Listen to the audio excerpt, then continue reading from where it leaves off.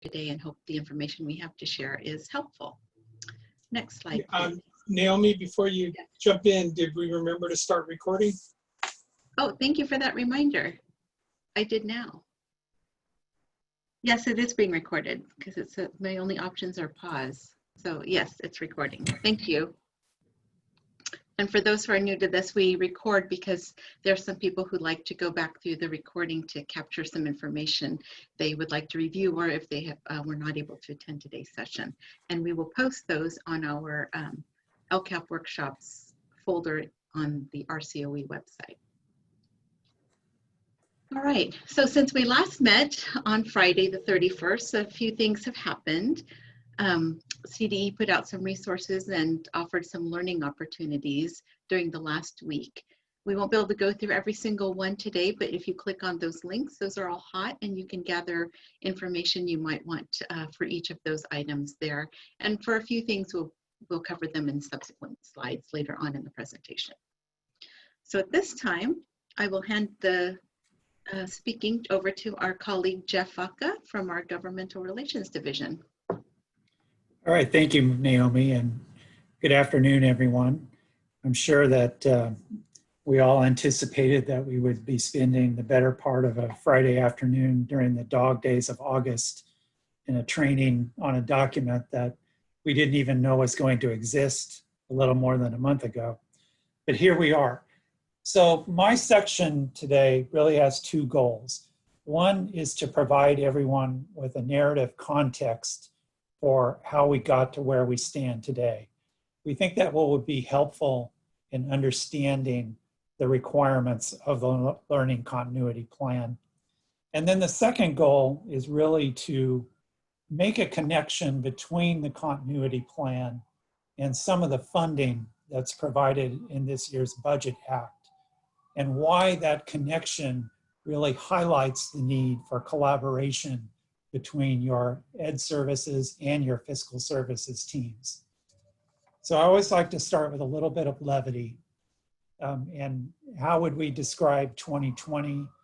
I mean, we've had a global pandemic, we've had murder locusts, we've had zombie cicadas, cannibal ants that have been trapped inside of a Soviet nuclear reactor for 50 years. So I think 2020 is the brown mushy banana that's left after the nice ones have all been bought.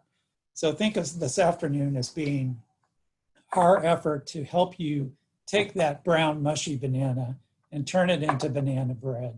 Or if you would prefer, you can stick it in the freezer and then drop it in a blender with some rum and some blue curacao, and you have a nice little cocktail at dinner tonight.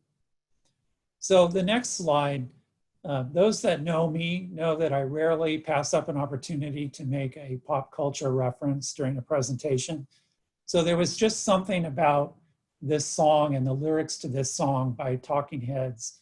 And hopefully I'm not the only Talking Heads fan in this group this afternoon that really kind of reflected what everybody's going through right now. And yes, that picture there is the copy of the original album that I bought on the day it was released in October 1980 in Berkeley, California at Rasputin Records. So moving on to why you all came this afternoon, on the next slide, it's kind of appropriate that this all began on a Friday the 13th. And remember back that on that day was when Governor Newsom issued the first of what would be many executive orders that would impact the work of LEAs over the course of the year.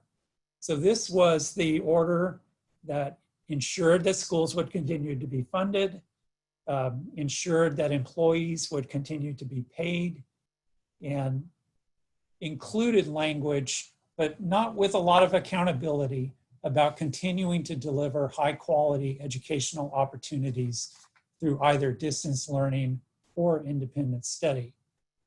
Then on the following Monday, on the next slide, we had the adoption by the legislature of Senate Bill 117. This was the bill that sort of a companion piece, if you will, to the governor's executive order. It made the statutory changes necessary to ensure that the funding would continue to flow. It included some language that provided flexibility in a number of different areas. And then lastly, it allocated what seemed like a lot of money at the time, $100 million in Prop 98 funding for PPE and costs related to cleaning. And at this time, I don't know that anyone really anticipated that we would still be in this situation at this time, but here we are. In late April, we had the governor's executive order that delayed the LCAP adoption to December 15th, or the date at which your second interim budget would be adopted. And this was around the time that we began to hear the phrase LCAP light being used. Is that, oh, it will be an LCAP light. It won't be as difficult to create. It won't be quite as substantive. We're going to pause the 3-year process, and we will come back in the following year with the new template and start anew. And the other piece of this was the brief community report that needed to be adopted along with more or less with your July budget for the 2021 fiscal year. So what happened between this point and where we are now to really change things? One thing was that members of the legislature began to hear from their constituents. And constituents rarely contact their elected officials when they have something to be happy about. It's usually when they have something that they're frustrated about or that they want to complain about. In addition, quite a few members of the legislature have school-aged children themselves. So what they were hearing and what they were experiencing in real life was that there was a good amount of inconsistency in the delivery of instructional services during this time. I would never make any judgment about anything that took place in the spring, but I think we would all agree that it was inconsistent across the state, particularly in those districts and many of the larger urban districts, not in Riverside County, that it took a while for them to adopt their learning plans. And then it became pretty evident that there was really not a lot of one-to-one connection or even regular, consistent connection with those students. And then the second thing that began to happen on the next slide is that some of the major advocacy organizations that advocate on behalf of low-income students, low-income families, English learners, foster youth, organizations such as Education Trust West, Children Now, CABE, Public Advocates, and others, they really began to step up their advocacy. And they began to point out and they began to worry that, look, the kids that we represent are the ones that are getting left behind here, and they're falling behind. Achievement gaps are growing. And so the link on this page will take you to a document that was released in early June, where they really tried to put together a set of recommendations for not just the legislature, but for the Newsom administration to really pressure them to provide additional accountability in what remote or distance learning would look like if we were still in that environment in the next school year. Things like serving English learners, more guidance, more oversight over the plans, more requirements aligned with ensuring that teachers, ensuring that assignments would be taught in synchronous instruction. And around the same time, the State Assembly held a hearing where they heard from many of these advocacy organizations, but they also heard from folks like Linda Darling Hammond, this chair of the State Board of Education, who really confirmed from her point of view that yes, the students that we were already concerned about because of the achievement gaps are the ones that have fallen further behind during this time. So at this point, we are getting toward the home stretch of our state budget adoption, and we come up with Senate Bill 98, the Education Omnibus Trailer Bill for 2020. And anyone who participated in the Tuesdays at 2 webinar from CDE the other day, they had a phrase on one of their slides that resonated with several of us that were watching the webinar, where they said that the learning continuity plan should be developed with the totality of SB 98 in mind. So what did they mean by that?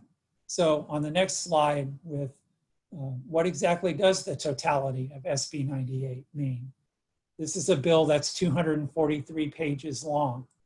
Just about every important component of the budget related to K-12 education has a section in this bill, including the hold harmless, the apportionment deferrals, the supplemental payments to Prop 98, a new special education funding formula, provisions that relate to early education, provisions that relate to teacher credentialing, and really many more than that. These are just some of the highlights. But I think, and we think what CDE was really talking about when they talked about the totality of SB 98 is on the next slide with Section 34 or Part 24.5 of SB 98. And this is the section that really outlines all of the finance, instruction, and accountability for the 2021 school year. Defines distance learning, specifies the requirements for distance learning, much more than what we saw in the governor's executive order back in March. Defines instructional minutes requirements, and then of course defines the requirements for what needed to be included in the learning continuity plan, and then specifying the dates by which the plan would need to be completed, the stakeholder engagement that would need to be conducted, the types of things that everyone will walk you through after this introductory section. And then the other section, I think, when they talked about the totality of that bill is Section 110. And this is the section that talks about the learning loss mitigation funding.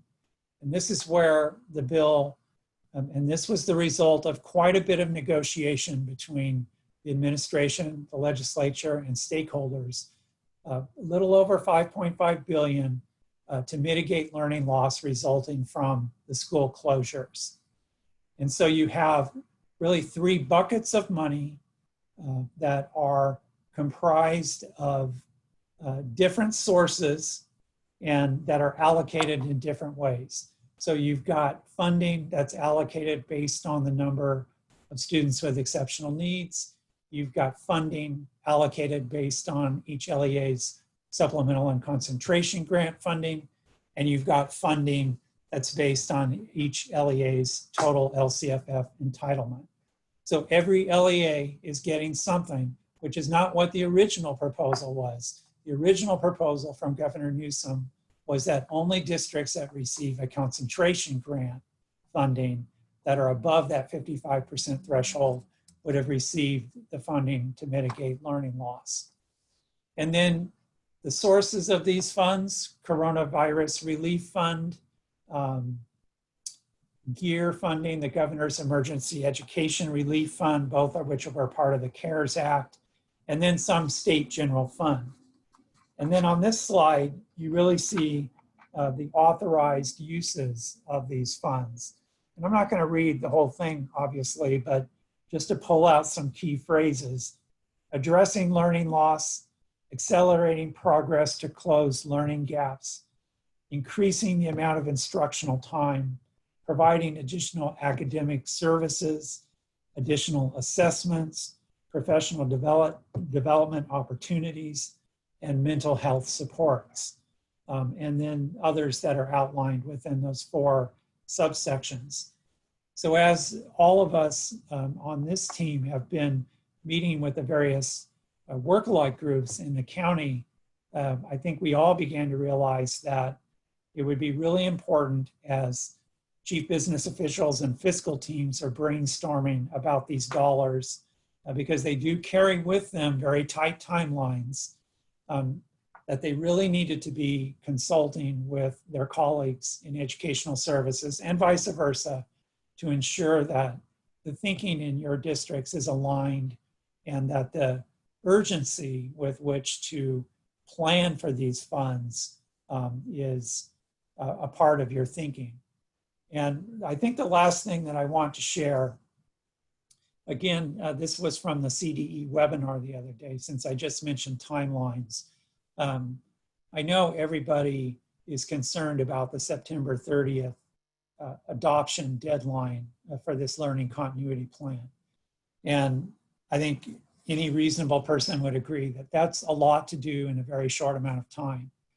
And a number of questions were raised in the chat function during the webinar on Tuesday. Is there a possibility that this timeline could be changed? And I think it's important to emphasize at this juncture that it is highly unlikely and probably impossible for that timeline to change. The language that went into SB 98 was negotiated to such a degree that we have heard from numerous stakeholders, administration, legislative staff, others that were involved in these deliberations, that they do not want to open this back up, because if they do, there will be dozens of other issues that have to be relitigated, if you will. So to drop one more pop culture reference on you, as Joe Pesci says in The Irishman, it's what it is. And it's probably unfortunate, but it's not really not much of a possibility that that's going to change. So that's kind of my introductory piece today. Thank you, and happy to answer any questions that you might have. Thanks, Jeff. I'll leave a moment here for people to unmute themselves or type in the chat if you have a question or comment about what Jeff has shared.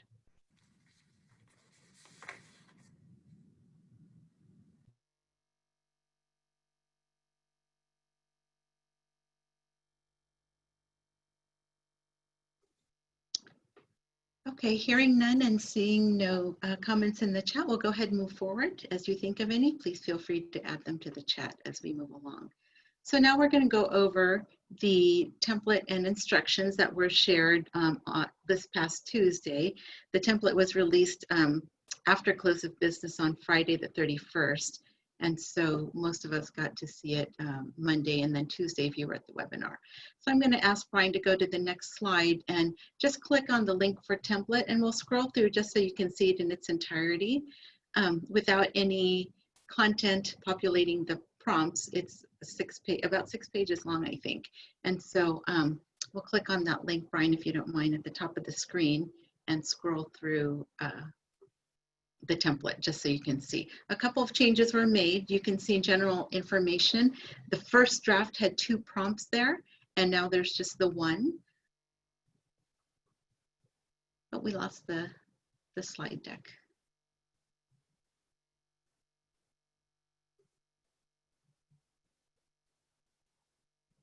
We'll get it back.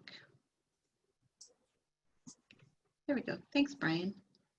And then stakeholder engagement, there were 2 iterations of the order of the questions. And so this is what landed as the final order of the prompts for stakeholder engagement. You can see it's the general description of efforts made to solicit stakeholder feedback, description of who participated in those meetings, what that feedback was, and any aspects that were impacted by that. The instructions, of course, are far more detailed in the requirements for each of the prompts. But keep scrolling, you can see now we get into the other elements of the template and the requirements. So for continuity of learning, there's a prompt for in-person instructional offerings, and then a matrix where actions and funding source, or not funding sources, the total funds related to those actions can be included. And then that box can be added to, as you may have more than 2 actions related to that. And that applies to all the action boxes in the template. So if we keep scrolling down, all the pieces that follow next go with the distance learning program. And so you can see it talks about continuity of instruction, access to devices, pupil participation and progress, PD, for distance learning, any changes to staff roles. So all of those are prompts. And at the very bottom of it, at the end of the distance learning section, is the area where you would enter any actions related to any one of those areas. The next major section is pupil learning loss. So there's a prompt about strategies and implementation and effectiveness of those strategies. And again, at the end of that section are the actions related to pupil learning loss. And then we get to some individual topics, mental health and social emotional well-being, family engagement and outreach, nutrition. So those, in addition to additional actions that may not be part of the topics listed in the template, can be noted in this action box that's labeled additional actions to implement the learning continuity plan. And then our last section is increased or improved services. So I know we're going over the plan in its entirety right now, but each section that follows in subsequent slides will actually go over some of the details of each of these sections, just so you get a view of it. Thank you, Brian. Next slide. So that was the template. So it's half the size of the instructions. The instructions, there's a lot more verbiage in terms of what is going to be required to complete those prompts. So if we go to the slide deck again, Brian, the next slide will be the instructions. Sorry, I'm getting there. Hang on. Oh, thank you.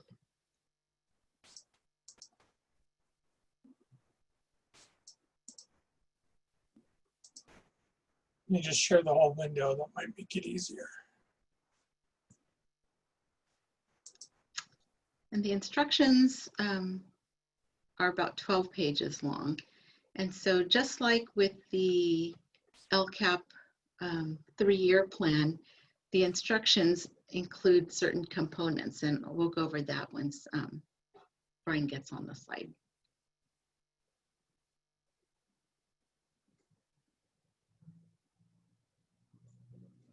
And if you haven't noticed already, they are a separate document from the template.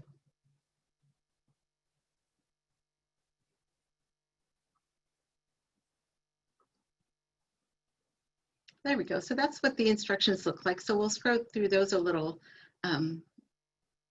as well so that you can see them in their entirety. And so essentially the instructions offer resources. They also, under each section, give a purpose for completing the section, for why the prompts are needed there, as well as ideas for what sufficient responses would include. So under each section, for the most part, you will find a statement that says a sufficient response will describe, etc. And it will give you more details, because you can see that the outward facing prompts are just simply general statements of what people will find described in the prompt.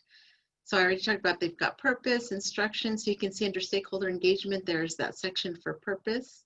If you keep scrolling down, you'll find the instructions for that section for each of the prompts.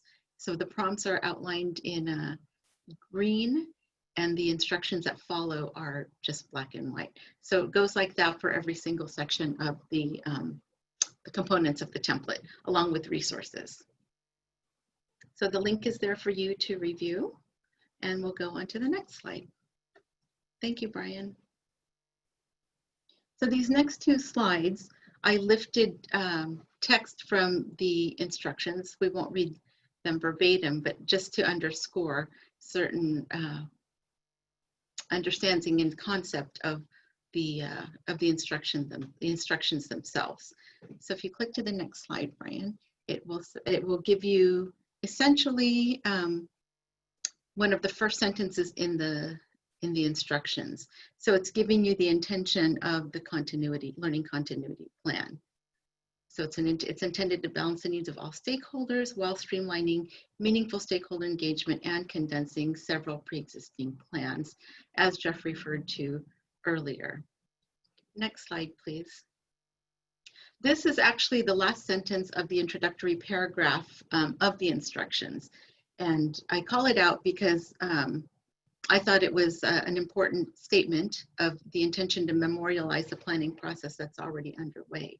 So CDE and the state acknowledge, and the legislature acknowledge that planning has already been underway since March, when everyone had to turn on a dime and readjust their planning and the services for students in the community. So what has already happened can be acknowledged and discussed in this plan too, because it's also acknowledged that things are changing as we go, because everyone's doing their best to make education and services work for their kids in their community. So things can change. So it's a snapshot. This plan is a snapshot in time of what you have planned for, what you're doing. And if things change, then they change, and that's okay. Because we could get to November and whatever you've set out to say this is what's going to happen may change because of circumstances with the pandemic or just whatever. Things may happen, and that's okay. So that's why this statement is important, because it acknowledges that districts have been working hard and continue to work day and night.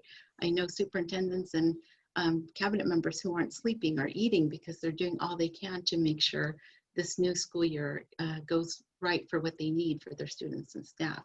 And so again, this is just to memorialize what you are already doing and what you plan to do. And if things change, that's all right. And so that's an overview of the instructions and template. Now we're going to go into a few more detailed sections of each template, and some of our colleagues will be sharing that piece. And so Brian's going to take this next section.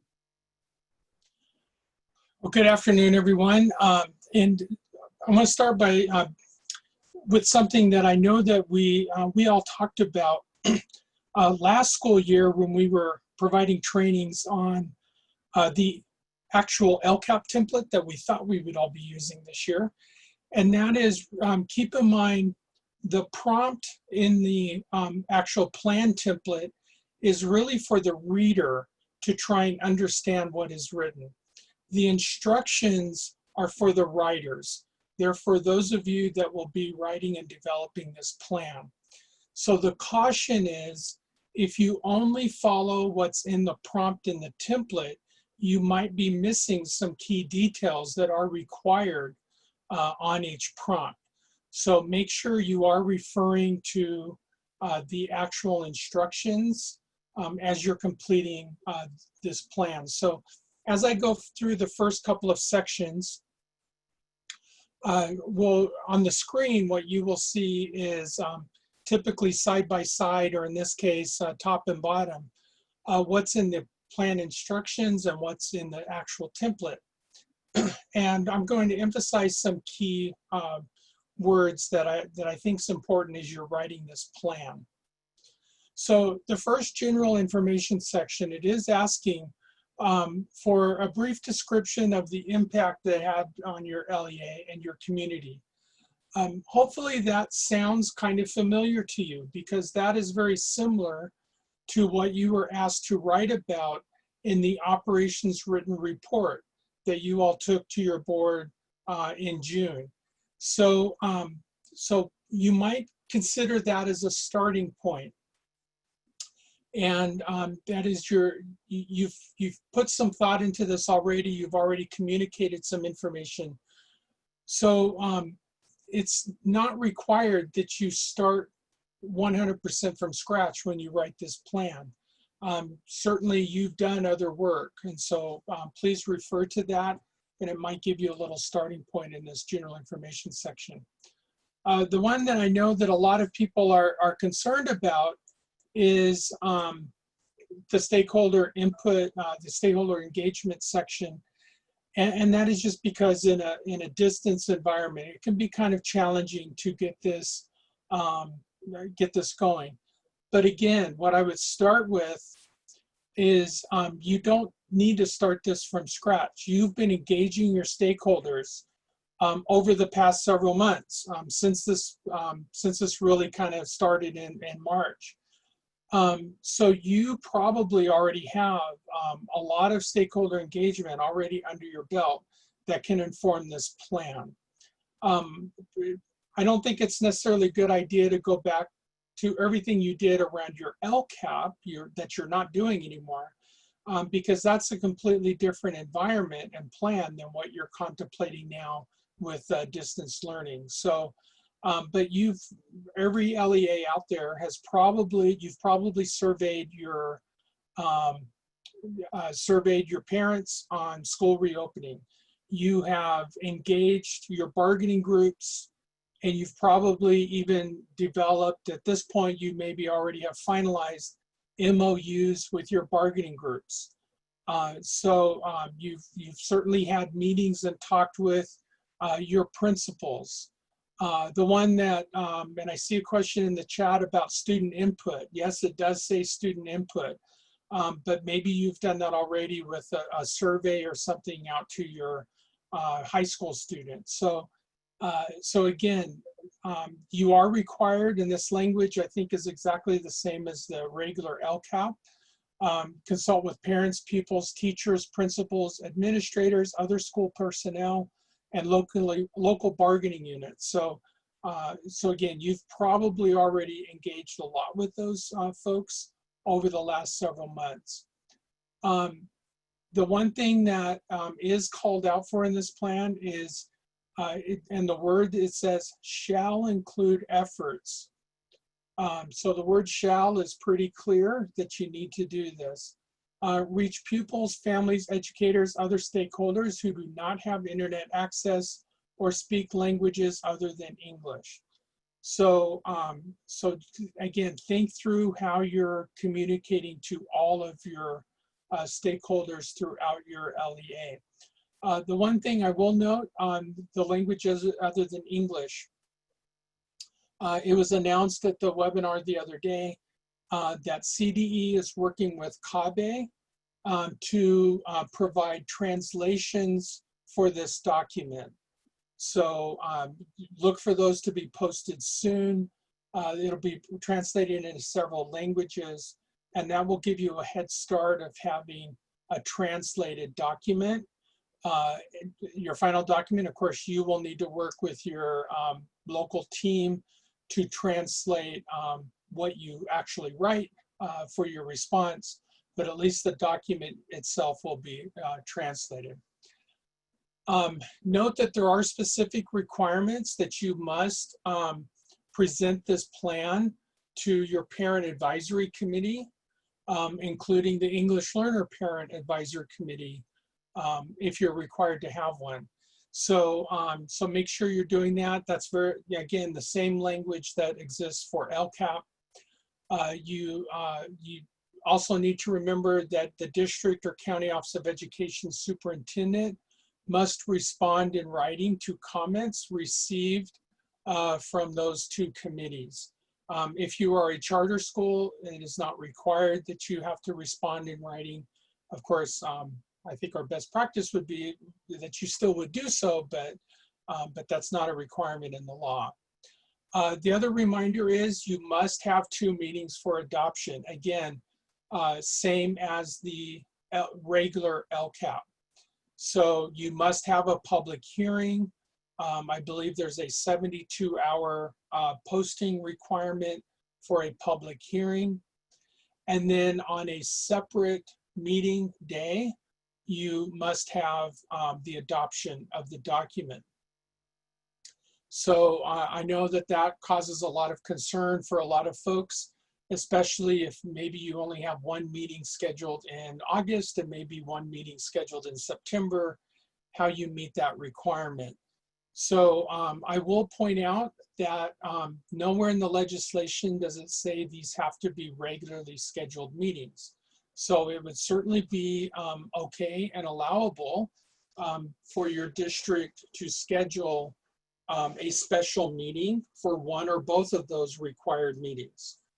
So you could, for example, if you have a regularly scheduled meeting at the end of September, you plan to adopt, then a week beforehand, you could schedule a special public hearing prior to that. So you have the flexibility to do that. So on the template itself, again, as Naomi just pointed out, there is a side-by-side correspondence between what is in the prompt on the template and what is in the instructions. So again, I would ask you, as you're writing this, to please very carefully address each prompt and make sure you're referring to the instructions. In each one of these, you'll notice the phrase, a sufficient response to this prompt will provide, and so make sure you're paying attention to those elements and you're including what's required. So at this point, I'll take a little pause because I know we've presented a lot of information to you, and we'll just take a quick moment, and it would be great if you would reflect on the questions that we have there on the screen. So just reflect on how you're engaging stakeholders. Who have you already engaged with? Again, as I said, you may be able to already, quote unquote, check the box that you've already consulted with many of those groups.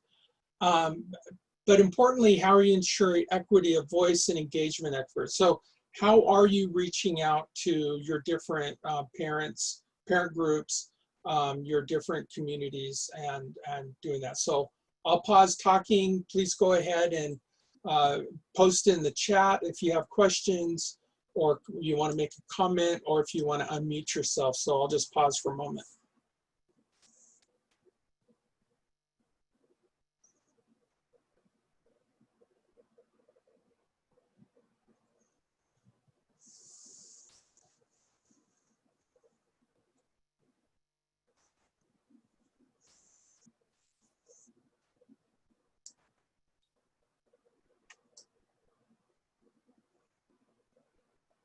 I see we have a question in the chat, like how are other districts getting student input on the plan? So if anyone out there has done that or has a great plan for that and would like to share with the group on the call, we'd love to hear from you.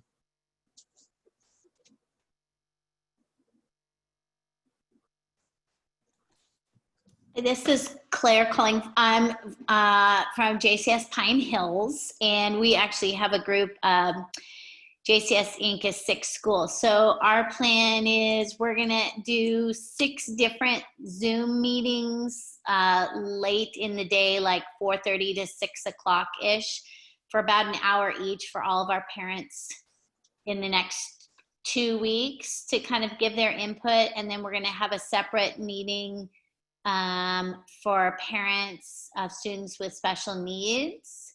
And then we'll follow that up with an online survey. And then we have some areas where our parents have limited connectivity.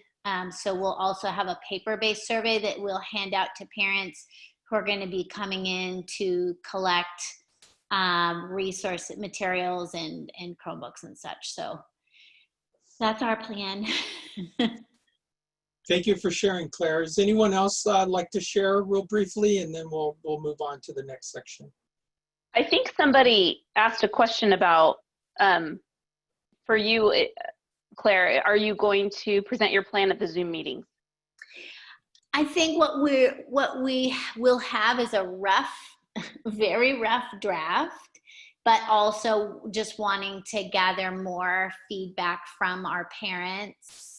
And just explain to them what it is. So kind of getting feedback before we really finalize it.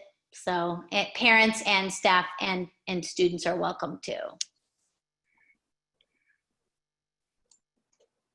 Okay, thank you, Claire. All right, in interest of time, we're going to move on to the next section. But again, if you have any questions, or if you would like to share what your LEA is doing, please post that in the chat. So the next section is talking about in-person instructional offerings. So let's address this right off the bat. None of you are doing in-person instructional offerings right now because of the closure orders. So, so that doesn't mean you get to just leave this part blank. It means you need to think through what you are planning to do once you are able to reopen. Notice that the intent of the law and what's in SB 98 is that LEAs are required to offer in-person instruction to the extent feasible. So I know all of you out there had plans. You were working through this very diligently to either offer some in-person instruction or maybe a hybrid model.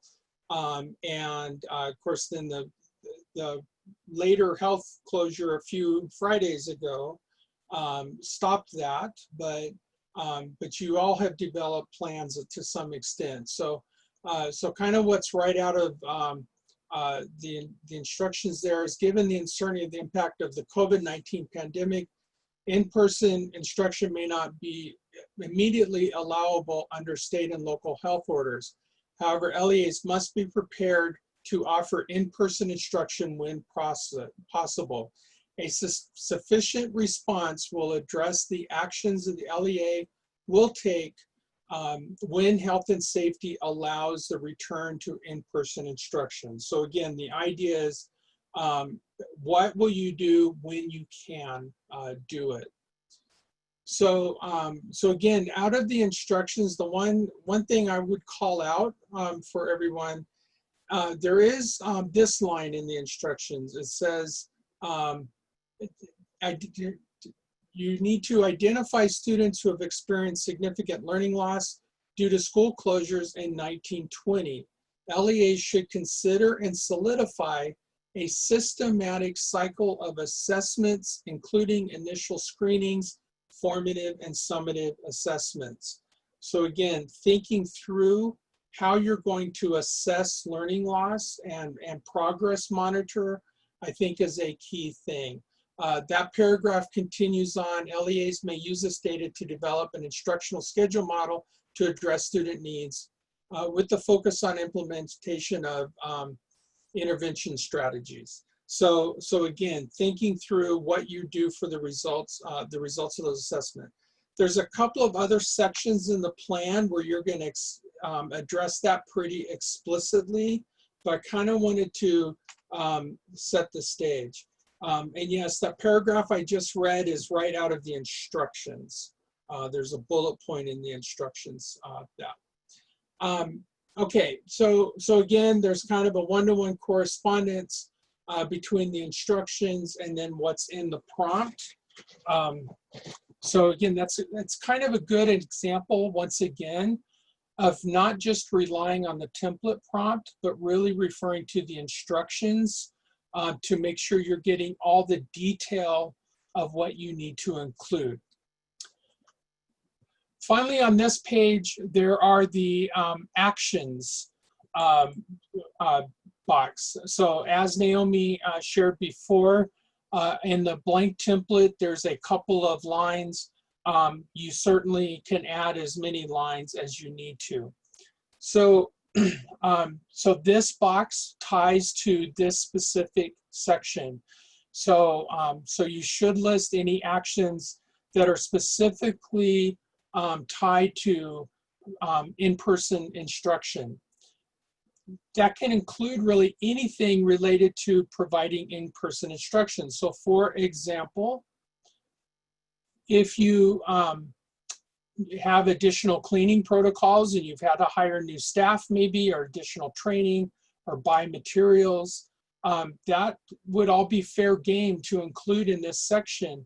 So it's not simply actual instruction, but it could be other things that you physically had to do to your school sites. So it's really a pretty broad area that you can include there. The other thing that I would point out as we start talking about this is that there is no place in the template to identify funding source. So the question often comes up, it's been a hot topic at the Tuesday at 2 webinars. What money do you include in here? Do you include learning loss mitigation funds? Do you include your supplemental concentration funds? So on and so forth. And I think the broad answer is yes, you include all that, but you're not necessarily, so the answer is, and I could defer to maybe James or somebody, but the short answer is you need to include the funds to implement your plan. So whatever you put in the plan, make sure you have funding to implement it. As to where those dollars come from, that's for you and your LEA to figure out kind of on the back end. So I think it's highly recommended that you're tracking those expenditures some other way. You have your fancy Excel spreadsheet that you're tracking. I know that some of those funds have very tight deadlines. So for example, some of those funds you have to expend by December 30th of this year. So you certainly would want to make sure you spend those first, and your other funds that you have more flexibility on later. So making sure that you're doing that, that your business office should really be tracking that. But for the purpose of the plan, you don't have to specify where the money comes from. You just need to work out what the dollar amounts is and put in there. The other thing is just keep in mind, and we'll get to it later as we step through this template, is you have to show your proportionality for meeting increased and improved services. So there is a dollar amount that you're going to put in that section that's calculated on your supplemental concentration funding. So to that extent, there is a target dollar amount, but remember that increased or improved services isn't about the money you're spending, it's about the services. So, so anyways, hopefully I didn't go too far down the rabbit hole there on expenditures, and I know some of the other team members will address that later on increase and improve, but James, how did I do? Anything else you want to add before I move on? No, it's very well said. I don't have anything else to add. Like you said, where the funding is coming from is going to be a back end tracking. You don't need to identify it in the plan, and it can certainly change as things change. Like you said, there's some short timelines, and we'll, not to steal my thunder from later, but yeah, very well said. Nothing else major to add there. Just that, like we said a little bit ago, this is the planning process, so it's likely to change. Use the best information you have, but you certainly don't need to identify the funding source like you would in the LCAP in the Learning Continuity and Attendance Plan. Okay, and so the next section of the plan, this is probably where a lot of you are living right at this moment in time, is your distance learning program. So again, you're not writing this from scratch. Every one of you out there has a distance learning program, and probably a few of your cases, you've already launched your distance learning program maybe this week as kids have returned, or you're getting ready to next week. So this is an opportunity for you to capture that plan and put it into this document. So, so make sure you're paying attention. A few key words here. Sufficient response includes people have access to curriculum regardless of the method of delivery. So whether it's in person, whether it's hybrid, whether it's distance learning, your students need access to all of the curriculum. You are required to include a succinct description of the curriculum and instruction resources that will be developed or utilized on your in your plan. So certainly that could be, in some cases those are your adopted textbooks. It could be online learning platforms. So make sure you're including that. The other thing that I would highlight is to, it says a sufficient response to this prompt will include specific information about how the LEAs will track and monitor student progress through live context and synchronous instructional minutes, and a description of how the LEA will measure participation and time value of student work. So those of you that have been digging into SB 98, you know that those are the requirements out of SB 98. And so again, hopefully you've already thought through how you're going to do this, whether you're tracking it in your student information system or through some other process. I know we've seen examples of districts doing things through Google Forms or some other internal process. So whatever that is for your LEA, summarize how you're doing that and describing. So again, there's a one-to-one correspondence for each section of the instructions and section of the template. Make sure you're looking at those side by side. The next part of this is, as it continues on, the next section is professional learning. This again is an area you need to capture likely what you've already been doing.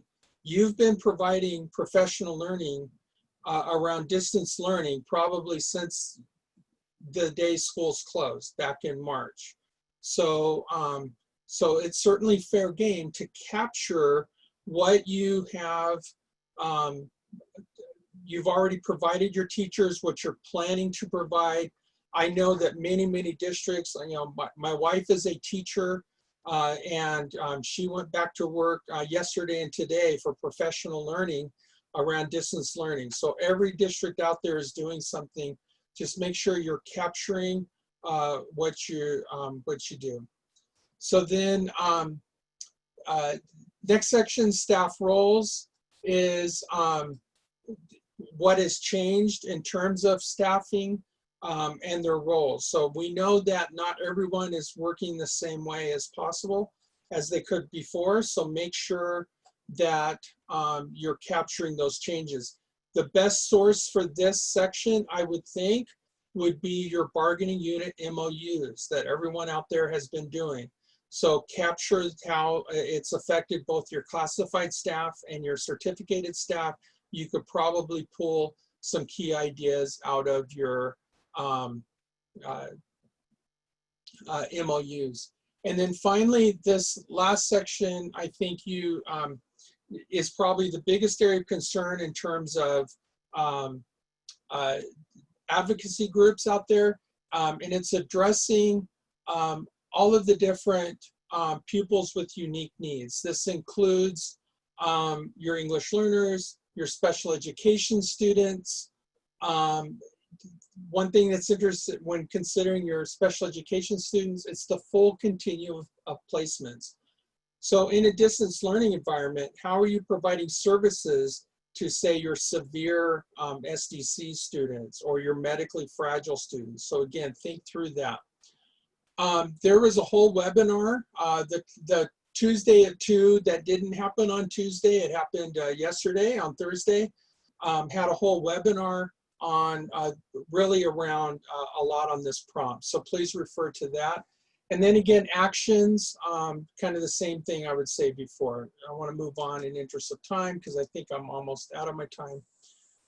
So, so again, real briefly over this, so in person and then distance learning. If there's any quick thoughts, quick questions, and then I'll finish up with my last section.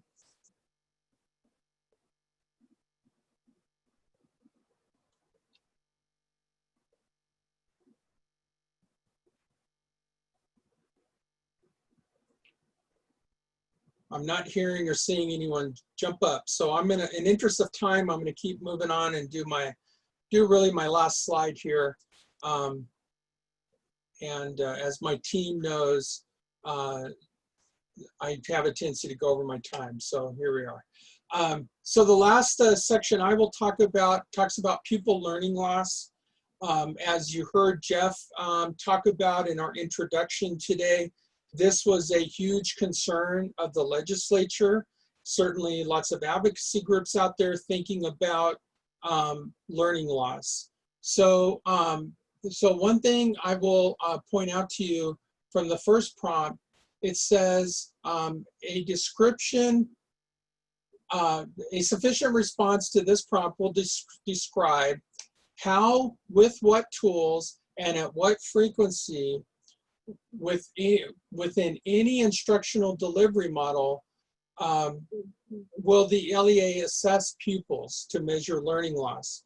So regardless of whether it's in person or distance, how are you going to measure learning loss? So it's really asking you to be specific here. What are you going to do in your district? What tools you're going to use? And it does say particularly for English language arts, English language development, and mathematics. So make sure you are specifically addressing those three. You certainly can address other areas, but you need to address those three. Brian, just to interject real quick, I just wanted to include that this version of the instructions that's on the screen is actually the previous version. In the revised version, they had stricken the indication for the reference to including designated and integrated ELD. I don't know the backstory behind that, but just for the good of the audience that's on today, the instructions were revised to remove that section. ELD is still there, but not the specific reference to designated and integrated. Yes, thank you. And I actually had that in my notes and I skipped over it. The second prompt on here is really referencing those student groups that were kind of called out in the previous section. So make sure when you're writing to this prompt, you are addressing how you are, how it might be differentiated for the identified student groups. So, so what are you going to do to address learning loss might be different, whether they're an English learner or students with disabilities, foster youth, so on and so forth. And then the third prompt on this screen talks about, it says a sufficient response to this prompt will describe how and by what methods an LEA will measure the effectiveness of services and supports for learning loss. So take this whole section together. There's not explicit metrics in this learning plan like we normally see in an LCAP. There's not a table of metrics, but really if you take these three prompts together, they're suggesting a cycle of inquiry. You're going to assess where students are. You're going to plan a course of action to address those needs. And then you're going to measure effectiveness of those actions. Did it work? So really taken together, think this is asking you to describe in your LEA, how are you going to identify learning loss, what you're going to do about it, and then how you're going to know if it worked or not. So it is really capturing, like I said, that kind of cycle of inquiry around learning loss. Once again, there's action box on this page for you to include any action specific to this section. So that's the end of my section. I know I'm a few minutes over my time. So, again, any questions about this last section, anything you want to put in the chat, anyone want to unmute themselves? And then we're going to take a short break because we've been going about an hour.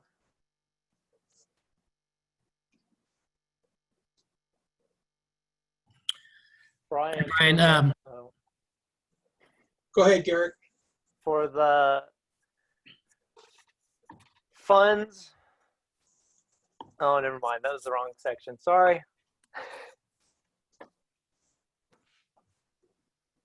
I'll wait.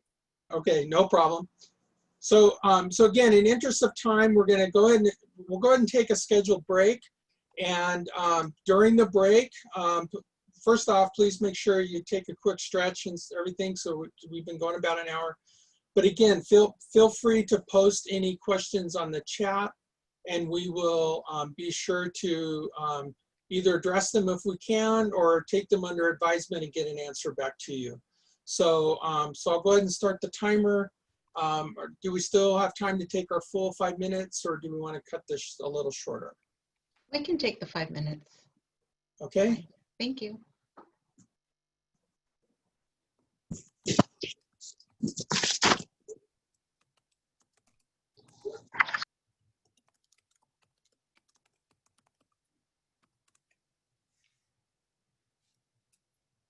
Brian, I think I really always appreciate him. He just makes it simple, direct.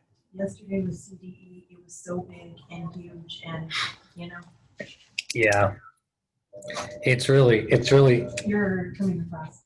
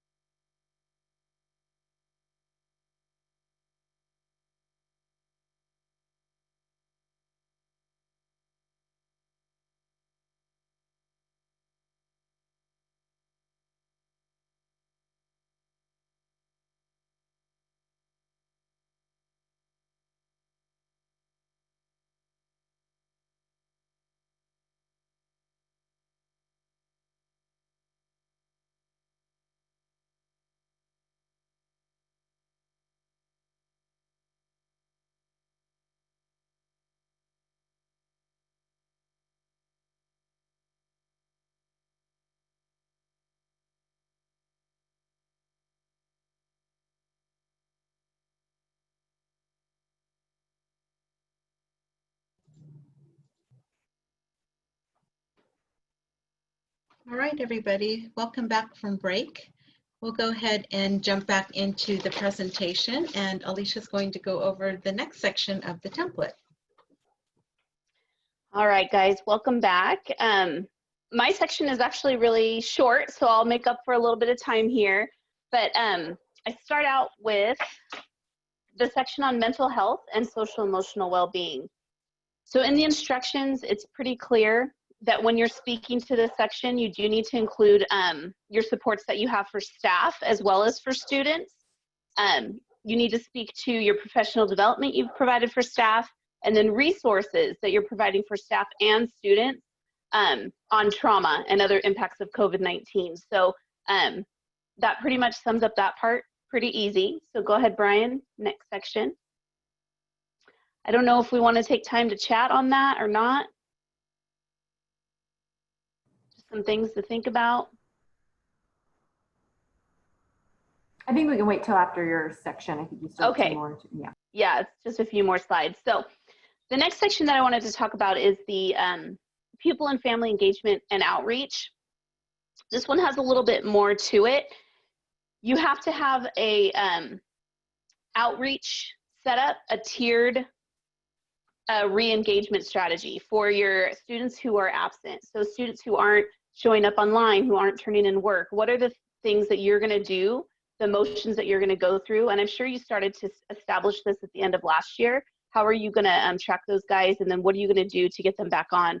And then outreach to those families who students are struggling. Either they're not engaged or the students are at risk of learning loss, or they're not meeting the compulsory ed requirements. So what are you gonna do to reach out to those students and families? And in considering that, you have to also include, how are you gonna reach out to those families that are not English language speakers? So in languages other than English. So please keep that in mind as you're considering your outreach. All right, next slide.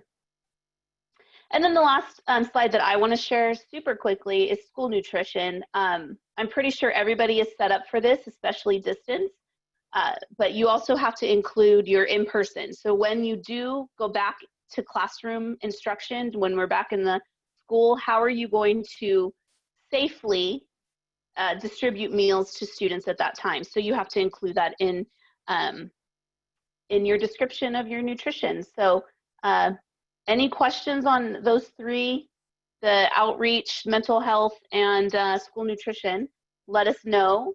And then does anybody have any really great ideas they want to share around any of these three components? We would love to hear it. You can put it in the chat, you can unmute yourself. I have a question. It's not really, this is Dr. Derek King with Excelsior Charter Schools. I have a question. So from what I'm understanding with the template, we should write everything based on, right now we're in the distance learning environment, as well as when we re-engage students back on campus. Is that correct? Right, well, especially, and team jump in if you want, but there are specific parts of the template that actually notate that you have to not only do in distance learning, but in person as well. So like nutrition is one of those. What are you gonna do distance and what are you gonna do in person? And then of course you saw earlier the in-person interactions. So team, anything else on that? But as far as I know, yeah, you have to address both. So just for clarity, are you saying where it specifies we have to do that, the in-person versus distance learning, we do it, but it's also recommended that we do it in all the other sections also? I would recommend it. Team, what do you guys think? Yeah, and typically it will say that in the instructions. It will, like, for example, the section that Alicia just went over, it does say that. With the one possible exception, because I know we might have some charters on the call that do not offer in-person instruction.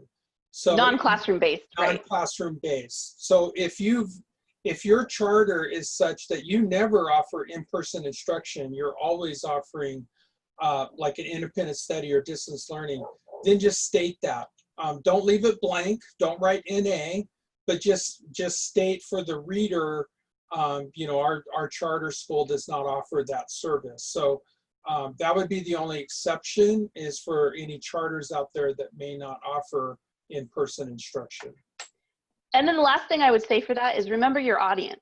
Your audience is your stakeholders, right? So what is the information they're going to want to see in this template? They're going to want to see, what are you offering in distance? What are you offering in person? So just keep that in mind. You know your community. You know what they want to see and what's necessary for them. Thank you.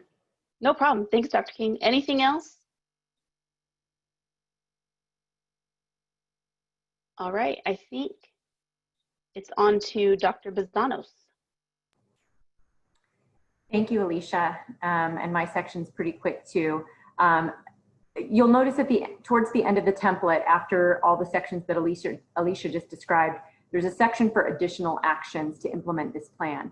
And this is a location where a district might want to describe things that don't fit in any other category.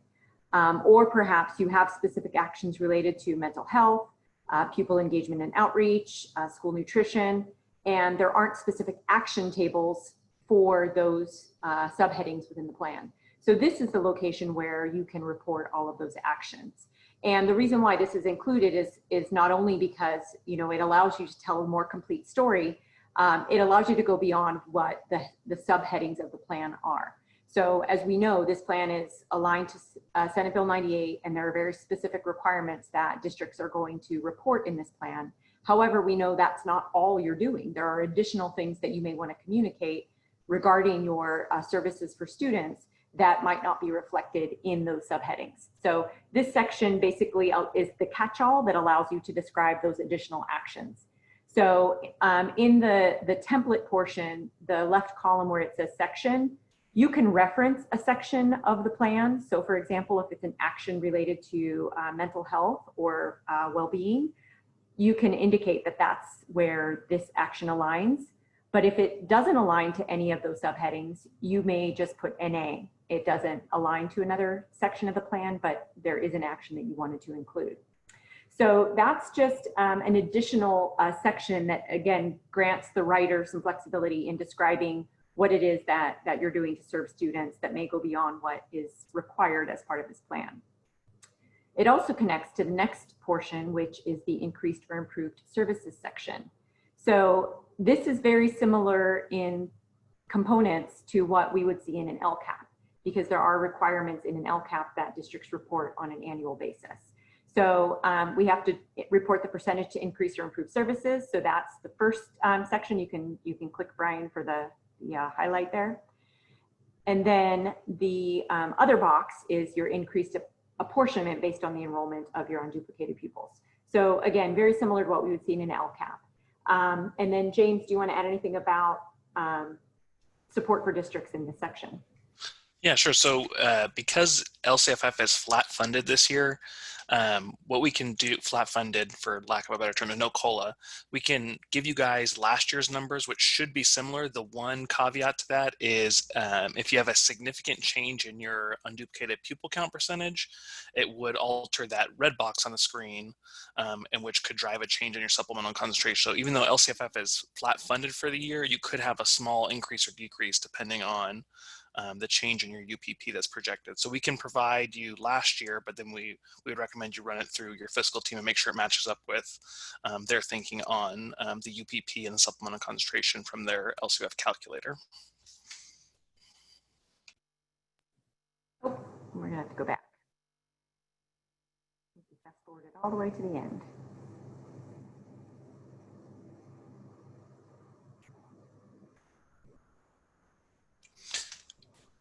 Garrick, to answer your question, yeah, the yellow box is a very confusing way of saying supplemental concentration dollars. All right, so the next slide. There are two additional prompts in this section of the template. The first, in addition to the numerical values we'll be adding in that James just described, this is the section of the template where we are going to describe the LEA-wide or the school-wide actions.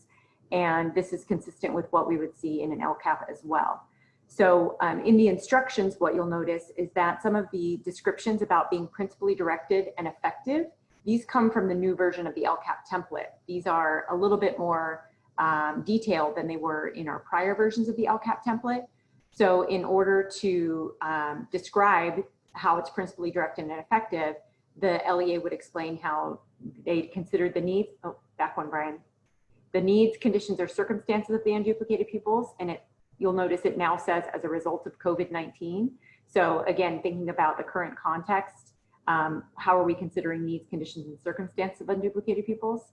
Then action or the aspect of the action that's based on these conditions. And then lastly, how the action is intended to meet the needs of students.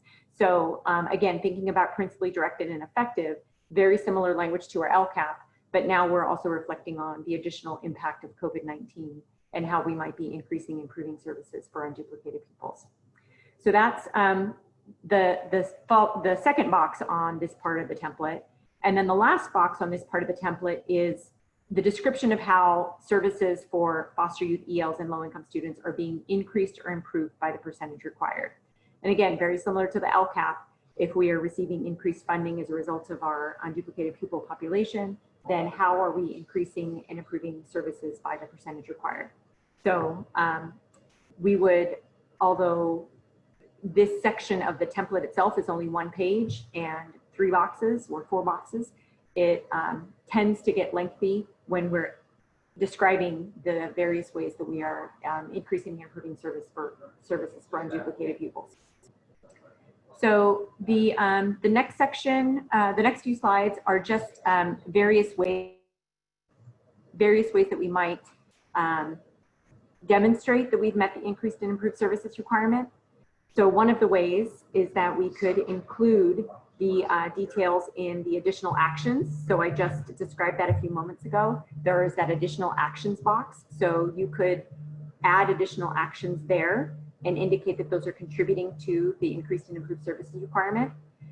In that way, we have a way in order to demonstrate the funds that are contributing to meeting the increased and improved services requirement. Another option on the next slide is that we could describe those in the increased and improved services section without the specific references to the dollar amount. It's a more of a description in a narrative than it is action by action with dollars. So in this case, we have multiple options to demonstrate that we're meeting the increased and improved services requirement. We would just want to consider in which way would this be most descriptive for our stakeholders? Would they want to see individual actions listed in the additional actions box? Or might we be better served by grouping all of the increased and improved services action in a narrative description within the increased and improved services section? So those are 2 various options. And I think, yeah, now we're going to go off to breakout rooms. I'll turn it back over to Naomi. All right, thank you, team. Thanks, Melissa. So you've heard from us in different voices and got an overview of each of the sections of the template. And so now we'd like you to engage with each other.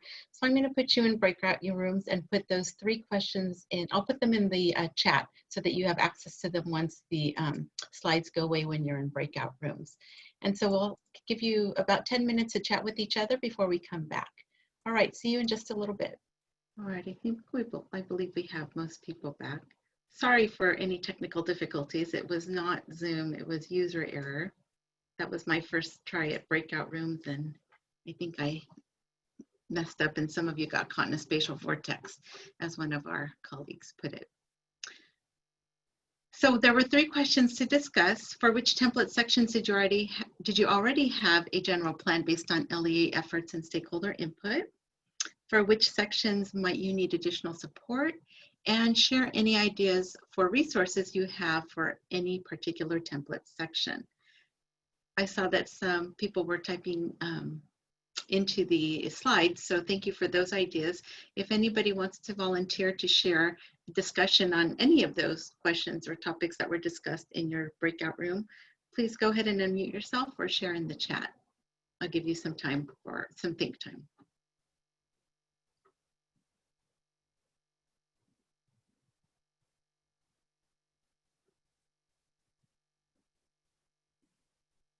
Naomi, I'll show just really quickly on just resources. So I just want to let everyone know that the Pupil and Administrative Services Unit is going to be coming out with some information on trainings that we will be providing this year on mental wellness and social emotional learning, and also some strategies around attendance.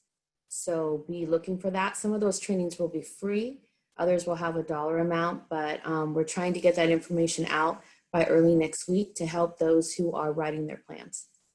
Awesome. Thank you, Kathy, for sharing that. And yes, we will push that out as soon as we get that. Thank you. Yeah, could I say about something about my breakout group? Sure. Yeah, one of the things that they said that was, really, really good idea, of course, is to redeploy any, employees and staff and resources that you have to help out, students that need some learning loss mitigation and pull them from where they're at.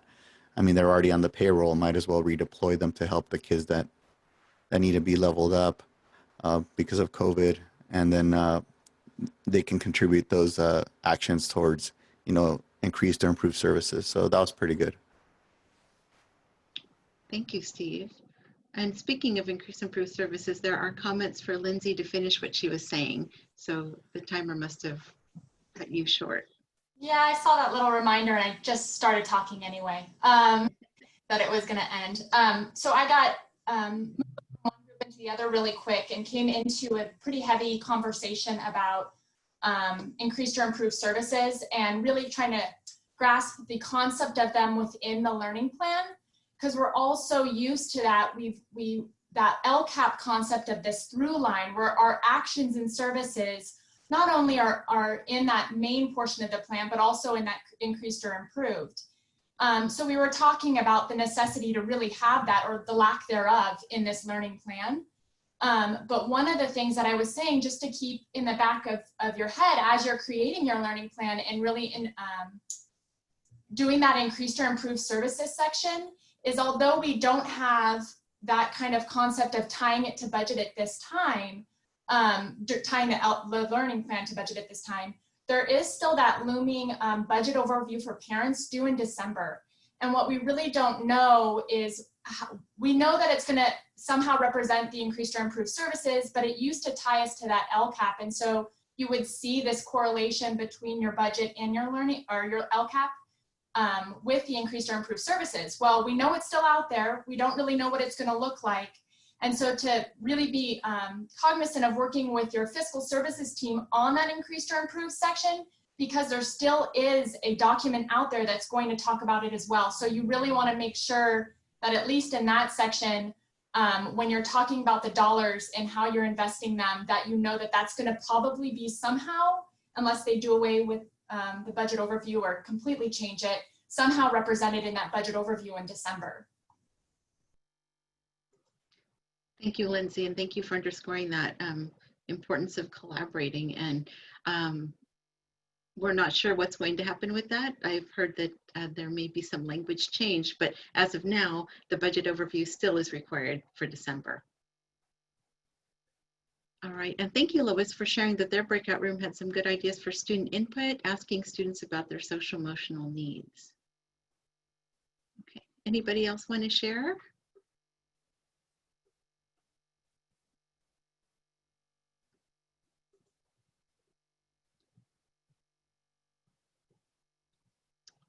All right, so what we'll do is we'll move forward.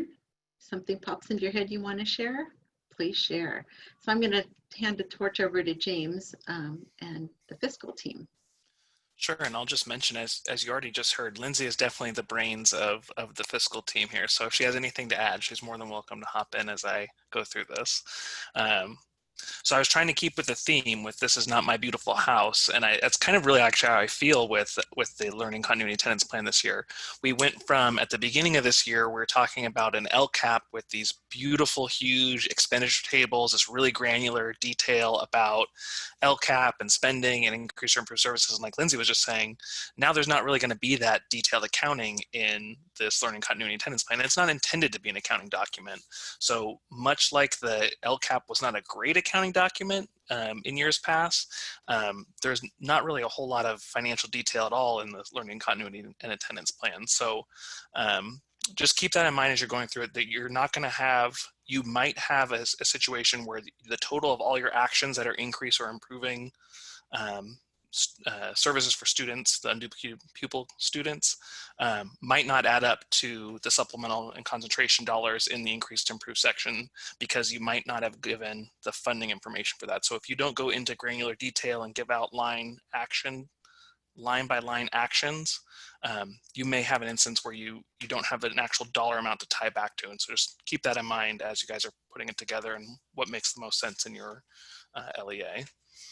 There's also no state-defined reference point for the planned expenditures. So it doesn't say to use budget. It doesn't say to use revised budget. It doesn't say to use the budget as of today. So it's really, you guys have some discretion there. I will mention, though, that your original adopted budget that your district took to board in June, or your charter school took to board in June, likely included significant funding cuts to LCFF, because at the time, that was the information we had, was that we're going to face this 10% cut. And so most districts prepared their original adopted budget that went in June based on that level of funding. Now, when the budget got signed at the end of June, there was this flat funding that came in. So there's a 10% swing in LCFF funding. So to just keep that in mind, most of the districts in Riverside County are taking 45-day revisions to board this month to update their board and their community on their new budget with that change in funding. And so I guess just, although the LCAP was never a perfect accounting document, it had a lot better reference to the budget, and now a lot of those are broken. And so there's a lot of opportunity for confusion. So I would just caution you guys, as you guys are preparing this document, to be mindful of someone picking this up cold and not being able to tie back to budget. And there really won't be that unless you have some sort of outside document, which I would encourage you guys to engage in this year. We can go to the next slide. And so like I said, we encourage you guys to use something else to track your supplemental and concentration expenditures outside of the learning continuity attendance plan. As you guys are developing this now, I know everyone's sprinting to get this done. You have to get it, you have to have a public hearing, you have to have maybe some additional input from stakeholder groups, certain stakeholder groups. You might have to get it translated, lots of stuff to do between writing it now and getting it adopted. So I feel weird saying this, but I don't think we should be shooting for perfection. I think as we said at the beginning of this plan, it's the best information we have right now. It's to document that planning process. And so you might find yourself in a situation where you've identified that you will use funding source A to pay for an action, and then later down the road, you decide to use funding source B instead, especially because of the different spending deadlines with those federal dollars. So you might have intended to spend some of your supplemental concentration dollars on an action, and then in order to get the learning loss mitigation funds, like especially the coronavirus relief fund portion spent, you may shift those funds into that bucket. And so just be mindful that I think it would be good to have an ongoing conversation with your fiscal team about how those dollars are being spent and moved and talked about, because I think there's a good opportunity for that to become very disconnected and become very far apart very quickly this year. And so I think at first interim around December, when the budget office working on first interim or presenting first interim, and that budget overview for parents, if it still exists, is going to go to board, would be a good time to try to tie those back together. But you don't want to have to talk about it now in August and then not talk about it in December. It would be good to have an ongoing conversation this year. And then the other thing that could be odd this year with the learning continuity attendance plan is depending on what you guys enacted or how you guys responded to some of the distance learning things last year, you may have spent dollars last year that you want to describe in your learning continuity attendance plan, which is okay. But it just, again, another opportunity to add confusion if you're talking about dollars that were spent in the 1920 fiscal year that really impact distance learning in the current year. So if you made a large, I don't know, one-to-one device purchase or something else last year that is helping you implement distance learning this year, it would be good to talk about that. And nothing precludes you from doing that in the learning continuity attendance plan. And I'll open up if there's any other fiscal questions. I know we had a couple that came up in our breakout session about increased or improved, but I don't know if there's any other questions or confusion out there that we can address.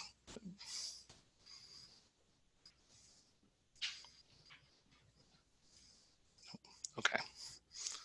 Well, we're always here if anything comes up. Thanks, James, very much. All right, we're at the toward the end here, and I'll go quickly through these because some of them we've shared with you before, but there are a couple of new resources and, that I wanted to share with you. So the timeline, as you can see, everybody knows it's due September 30th, and after that, it's required 5 days, not later than 5 days after that is submission to the appropriate organization. I'm trying to think what, if most of you have seen this before, the October 30 deadline for COE or CDE to provide written recommendations once the plan has been submitted and reviewed. And then 15 days after the receipt of that, the LEA must consider the recommendations during a public meeting. And then the December 15th deadline we've talked about already.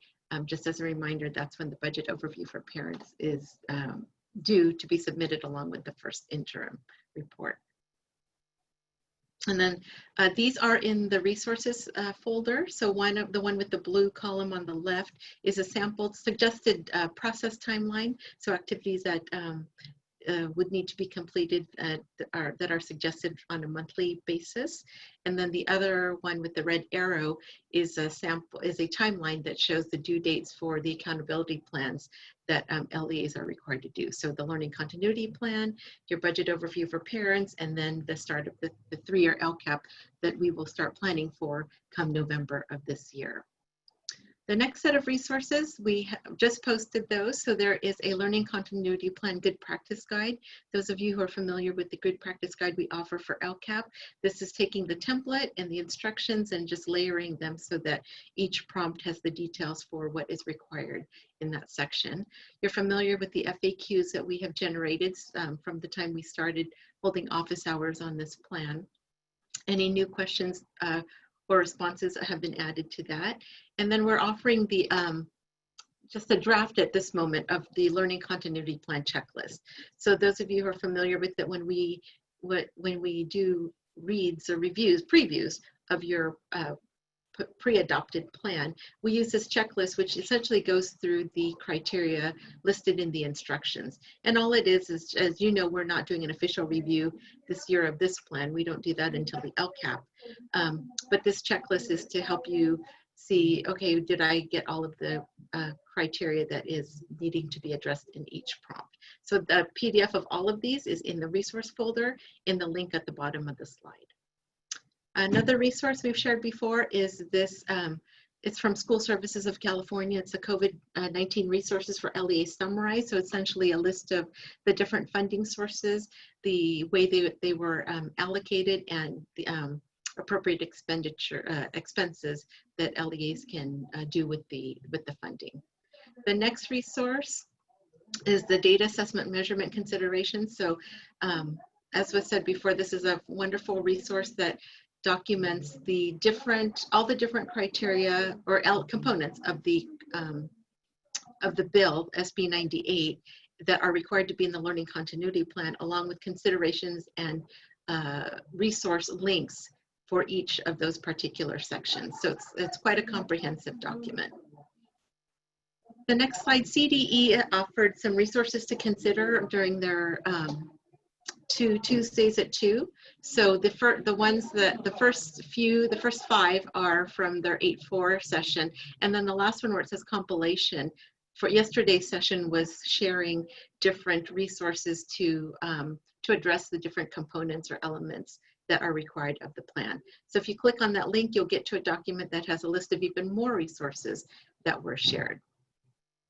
The next 3 slides talk about this series of webinars that are offered by FCMAT, CCE, ECDE, and the LA County Office of Ed.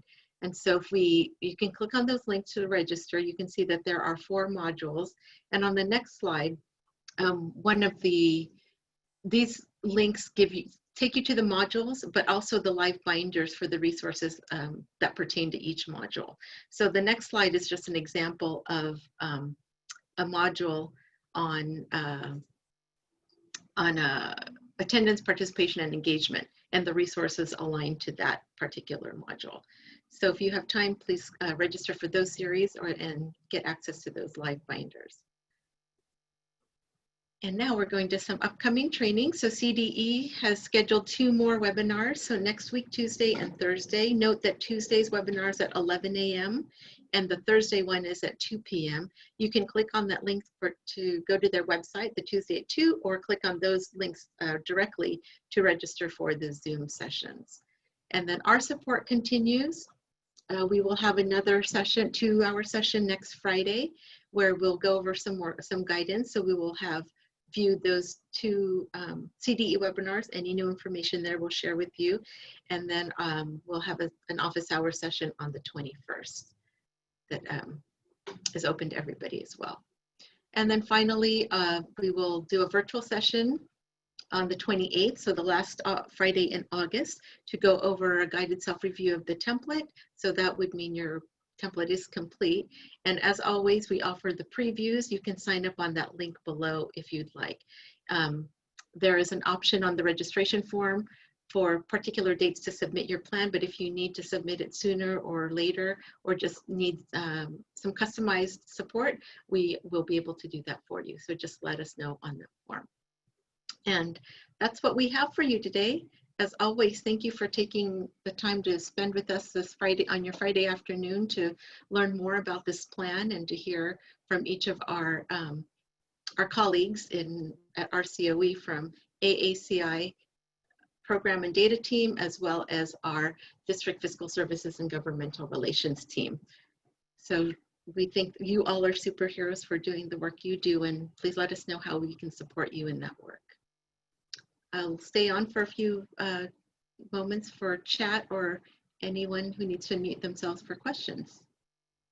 Otherwise, thank you very much and have a great weekend. There was a question about the document being fully translated by the September 30th due date. Does anybody know? I was trying to look in the language and I don't see anything, but that might be one we'll have to check on and get back to you. Yeah, this came up in our statewide county meeting today, and the way that they're interpreting the law is not that it would have to be translated by that deadline, but there is much debate about this in regards to transparency for stakeholders, accessibility for parents, etc. But the way they were interpreting the law earlier this afternoon is that it does not, but I'm not sure if somebody knows anything contrary to that. No, I just heard this in relation to, is it a can or a should? Can we do, must we do it by a certain date? No, but should we, for stakeholders, whatever your community whatever you typically do for your community and in order to engage stakeholders, then is there a translated version for public hearing? Is there a translated version for adoption? Or do we wait for the final approval before we translate? I would just think about the way that you've approached prior plans, whether it's the LCAP or prior LEA plans, and proceed in a similar way.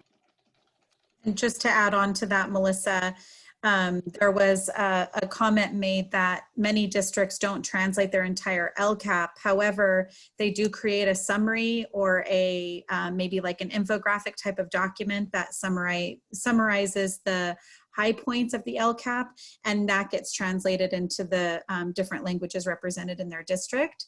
So there were some talking about following suit with how they handle translation for their LCAP. So I think that's in line with the advice that you're giving, Melissa.